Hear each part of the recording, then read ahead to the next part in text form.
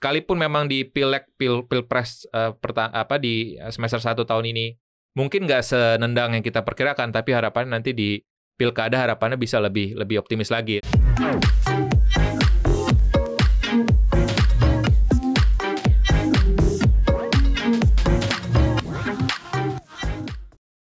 Sobat Cuan, apa kabar? Selamat datang di podcast Cuap-Cuap Cuan. Semoga Sobat Cuan dalam kondisi yang sehat dan bahagia pasti, dan selalu cuan ya. Namanya juga Sobat Cuan ya. Ketemu lagi di Koneksi Konten Ekonomi Seksi. Yeay, baru Maria Katarina di sini dan juga ditemenin sama Bang Iqbal, Managing Editor CNBC Indonesia, dan kita ada tamu spesial yang hadir di podcast hari ini gitu. Jadi nggak kita doang yang didengerin Sobat Cuan gitu ya. Harus ada yang lain dong nih. Ada Joshua Pardede, ekonom. Halo Bang Jo, apa kabar Bang? Halo Maria, halo Iqbal. Ya, makasih Bang. Sehat ya, Terima thank you ya. kasih, Mau udah diundang. menyapa Sobat Cuan ya. Siap.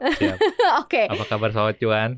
Pasti ya baik-baik aja. Mudah-mudahan baik-baik aja ya. Amin. Seiring dengan beberapa hari lagi kita akan mengetahui kira-kira siapa calon presiden barunya RI gitu. Nah, kita bahas semua dinamika yang ada di kampanye-kampanyean ini. Kan tahun ini kan waktu itu kita sempat angkat juga kayaknya tahun yang bisa mengangkat perekonomian, konsumsi, segala macam gitu. Tapi ternyata in the real-nya enggak loh Bang. Iya, kenapa ya? Mungkin nggak tahu ya, mungkin nanti Bang Jo lah yang lebih lebih pakar gitu ya. Tapi kalau memang dilihat dari lapangan gitu ya, misalkan dari sisi spanduk, bendera dan seterusnya, memang mungkin udah nggak semeriah dulu ya. Mungkin juga karena menurutku perubahan media juga ya. Dalam artian ya media sosial sekarang benar-benar sangat dominan gitu ya. Dan mungkin kita juga tahu bahwa media sosial ini kan bisa menjangkau sampai sedunia lah, katakan begitu ya. Iya. Sementara kalau mungkin media luar ruang kan misalkan baliho atau apa itu kan juga terbatas, dan dari sisi biaya pun juga masih hitungannya masih mahal gitu ya. Dan kita lihat beberapa calon presiden kan juga menggunakan platform kan. Iya, betul. Katakan TikTok ya. Mungkin yang pertama kali mungkin Pak Anies Baswedan, kemudian Prof Mahfud juga akhirnya ikut main di situ, dan ternyata reach-nya juga ternyata gede, luas gitu. Iya luas ternyata banget. Jangkauannya juga luar biasa, dan bahkan untuk Pak Anies jadi menimbulkan, dan Pak Tom ya terutama ya, itu malah jadi menimbulkan ada fenomena baru gitu kan, ajusi ini gitu kan. Jadi apa ya? Ya cara konvensional sih tetap ada ya, maksudnya placement ke media gitu ya, itu mungkin live report atau seterusnya itu masih ada, tapi mungkin efeknya nggak sebesar di media sosial sih. Kalau lo ngeliatnya gimana Bang Jo? Memang karena pergeseran kampanye kekinian yang kemudian akhirnya kurang jos nih ternyata untuk mengangkat perekonomian, atau kok seperti apa gitu? Apa sebenarnya yang terjadi? Kan kita berharapnya tadinya kan ada banyak konsumsi lah, misalnya orang ngumpul-ngumpul, panggung, pasti ada makanan, ada sembako gitu ya. Mungkin seperti itu kalau kita lihat tren beberapa tahun lalu. Terus kemudian kaos gitu ya. Kayak beberapa waktu lalu aku kan naik ojek online. Terus dia bilang, "Kak, kenapa sih sepi, nggak ada yang bagi-bagi kaos?" Gitu. Lucu banget sih sebenarnya. Itu gimana tuh Bang kalau lo ngeliat ya? Kayaknya sih sepertinya memang perubahan behavior ya, pola kebiasaan dari anak-anak muda kan saat ini, apalagi kemarin KPU bilang kan anak-anak muda ini salah satu yang terbesar ya, kelompok voter yang terbesar dalam pemilu kali ini. Artinya para partai politik dan juga capres-cawapres pun juga harus menyesuaikan, karena calon pemilihnya adalah anak muda, berarti harus realistis juga ya, bagaimana supaya program-program kerja yang bisa didengarkan juga bisa lebih keterima ya untuk anak muda. Mungkin metodenya dirubah ya, ataupun ya mungkin sebelumnya 100% konvensional melakukan bikin panggung dangdutan gitu, panggung politik, tapi sekarang mungkin ada yang sebagian juga untuk sebagian tadi untuk menyasar ke Gen Z millennials ya, dia harus kampanye digital gitu ya. Jadi nah, mungkin itu sebagai gambaran, mungkin dampaknya nggak senendang waktu zaman sebelum-sebelumnya, pemilu sebelum-sebelumnya ya. Memang tadi ada pembagian kaos.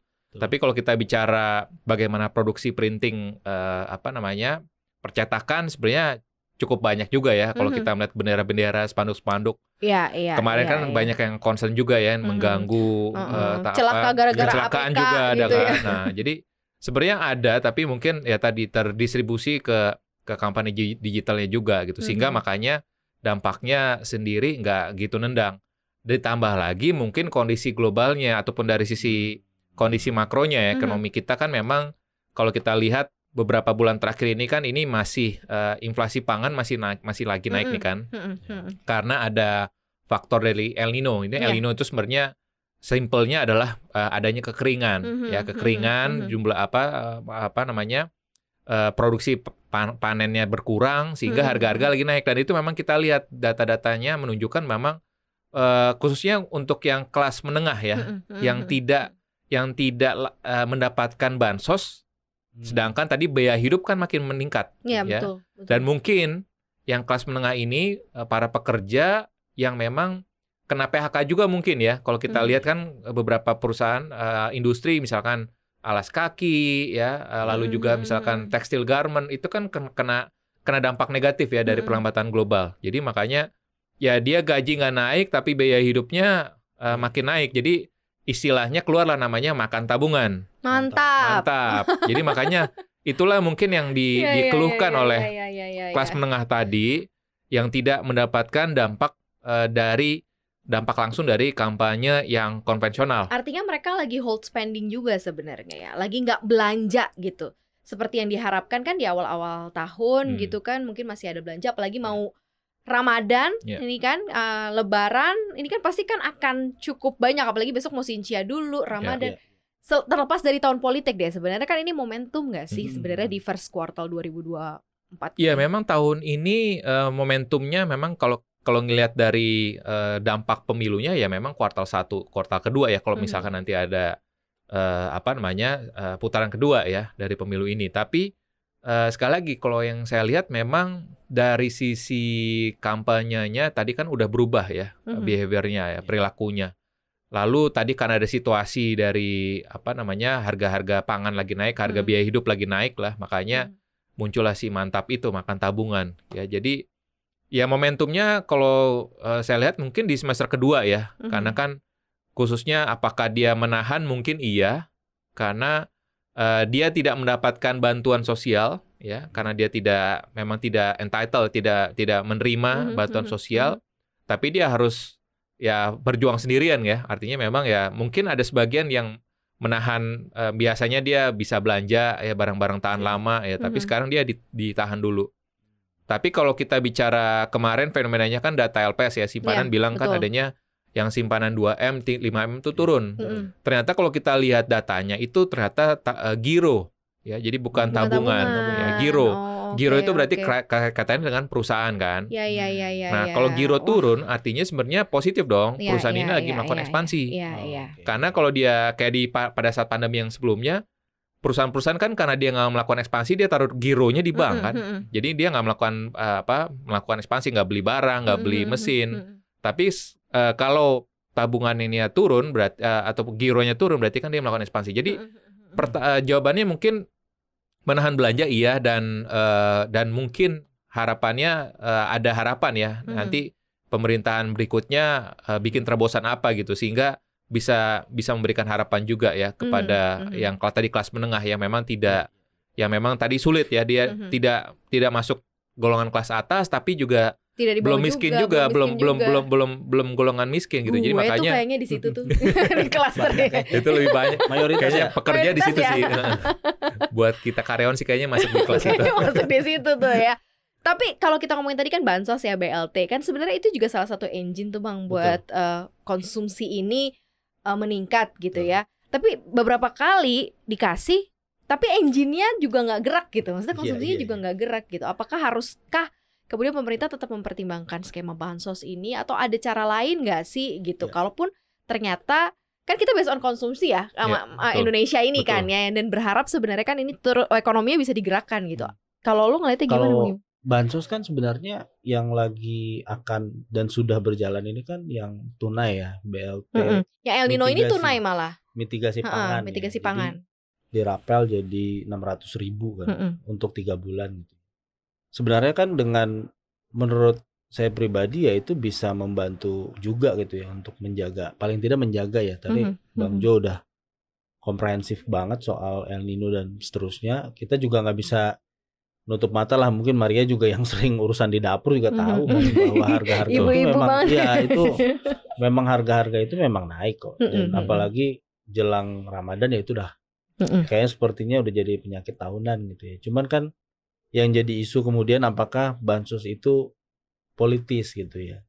Tapi kalau dicek kan sebenarnya semua bisa mengawasi kan. Mhm. Apakah kemudian juga penerima bansos itu akan memilih calon tertentu, itu juga belum tentu. Siapa yang bisa memastikan 18,8 juta keluarga gitu Mm-mm. konversi suaranya pure langsung, misalkan orang bisa berasumsi ini untuk kepentingan calon yang didukung presiden, rasa-rasanya tuh mustahil gitu. Tapi bahwa di saat seperti ini butuh bantalan, iya, tapi apakah itu efektif kan balik lagi ya, isunya masih soal data misalkan. Iya.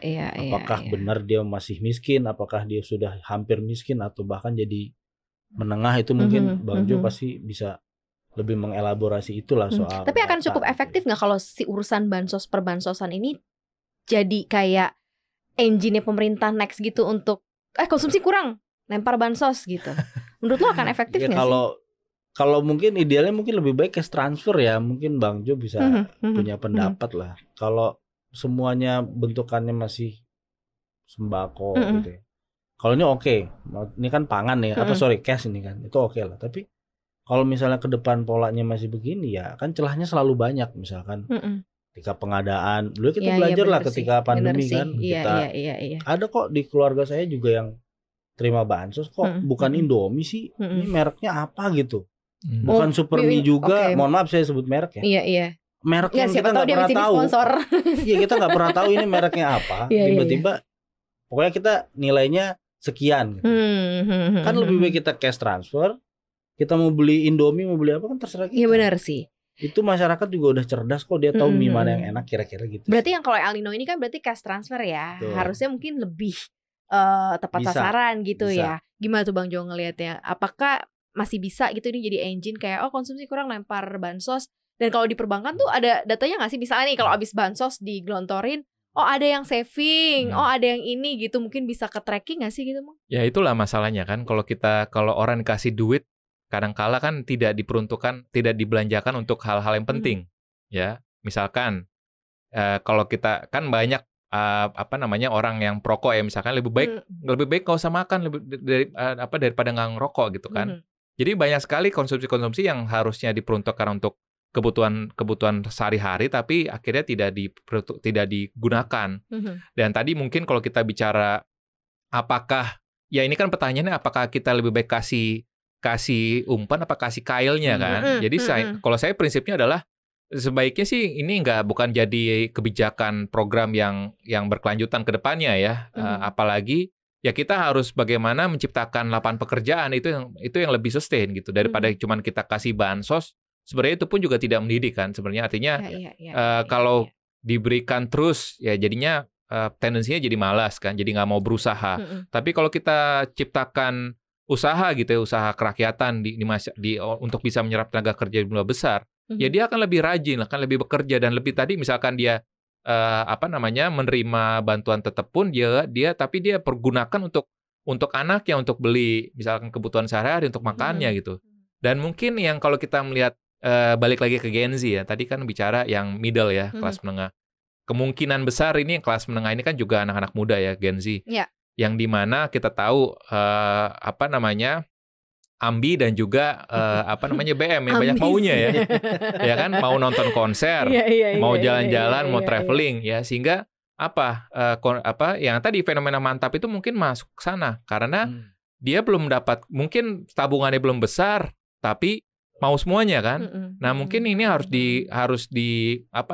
didorong juga literasi keuangan ya, perencanaan keuangan buat anak-anak muda zaman sekarang ya, karena banyak sekali yang terjerumus misalkan di pinjol online, di pinjol ya, sehingga digunakan untuk spending yang tidak produktif ya, sehingga pada saat membayar ya bingung kan, dia akhirnya gagal bayar juga. Jadi memang ini saya pikir sih memang tadi ya, di satu sisi tadi bansos udah beres untuk yang kelas menengah ke bawah. Nah, yang kelas menengahnya ini, anak muda ini harus diedukasi juga ya, supaya tadi dia bisa mengelola dan uang yang ada, sehingga tidak hanya konsumsi dan pinjam dengan mudah ya, karena fenomenanya sekarang seperti itu. Pinjolnya banyak yang berguguran seperti itu. Iya, bener juga sih. Nah, balik lagi ke tahun politik. Sebenarnya sejauh mana sih kemudian perputaran uang, kemudian konsumsi di tahun politik ini bisa berkontribusi terhadap pertumbuhan ekonomi RI? Kalau kita compare di tahun-tahun politik yang lalu-lalu nih Bang, apakah memang ketika masuk ke tahun politik itu ada sebuah pertumbuhan yang lumayan relatively signifikan gitu ya dibanding tahun-tahun sebelumnya?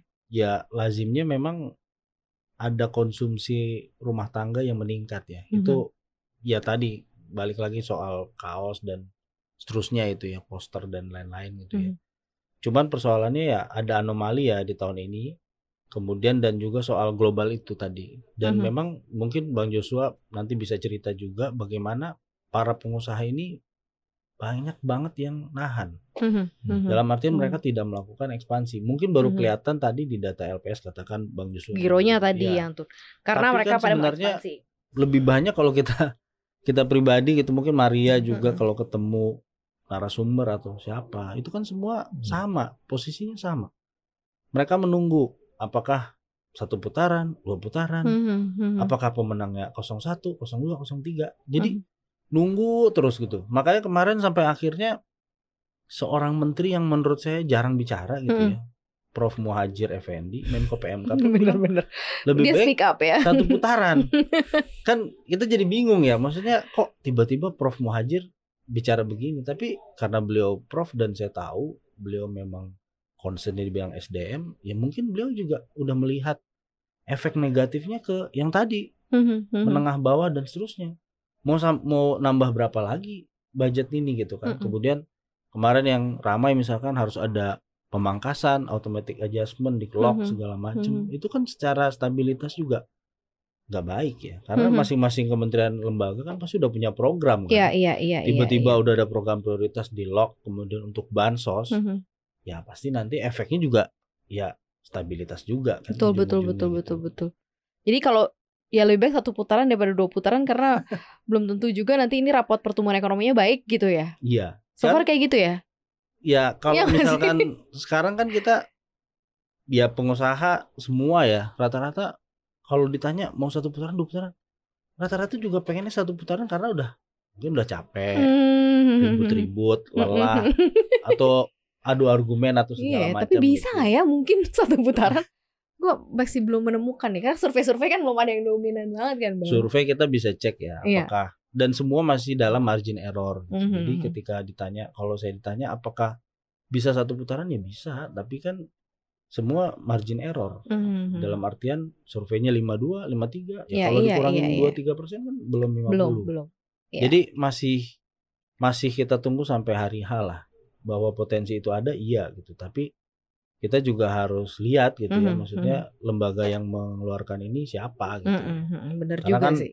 ya kalau saya sih cenderung percaya lembaga yang terdaftar misalkan di Persepi ya, ada perhimpunannya juga dan itu kan mereka mempertaruhkan nama baik mereka. Benar. Kalau angkanya aneh kayak dulu kan pernah tuh berapa kali angkanya kok beda gitu.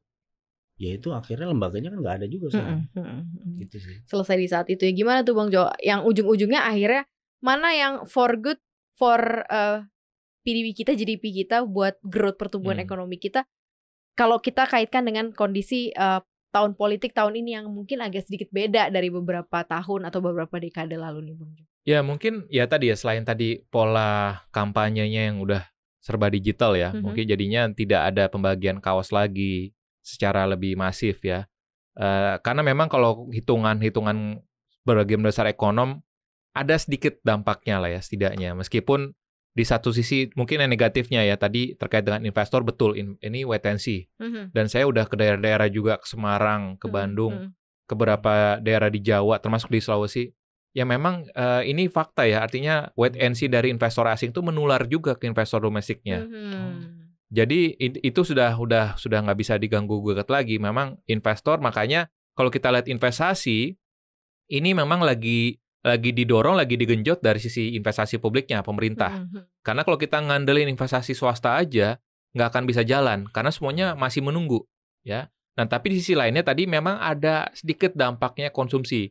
Karena konsumsi itu kan kita bisa lihat bukan hanya dari belanja masyarakat, tapi juga belanja kalau di BPS itu LNPRT ya, lembaga non-profit yang melayani rumah tangga.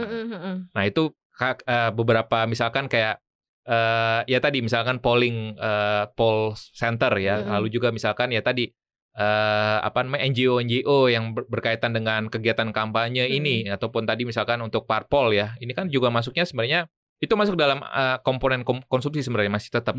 Tapi mungkin ya tadi tidak semuanya mendapatkan ya, karena tadi mungkin lebih lebih digital saat ini, dan kalau kita lihat mungkin ya para caleg-caleg ini pun juga akhirnya ya lebih tidak menyeluruh ya, hanya mungkin dapilnya saja yang diprioritaskan gitu. Karena kan kalau kita bicara DPR kan nggak semua pemilihnya dia kan tidak semua seluruh Indonesia kan. Artinya ada dapilnya sendiri. Nanti juga caleg DPRD juga seperti itu ya. Jadi artinya mungkin akhirnya tidak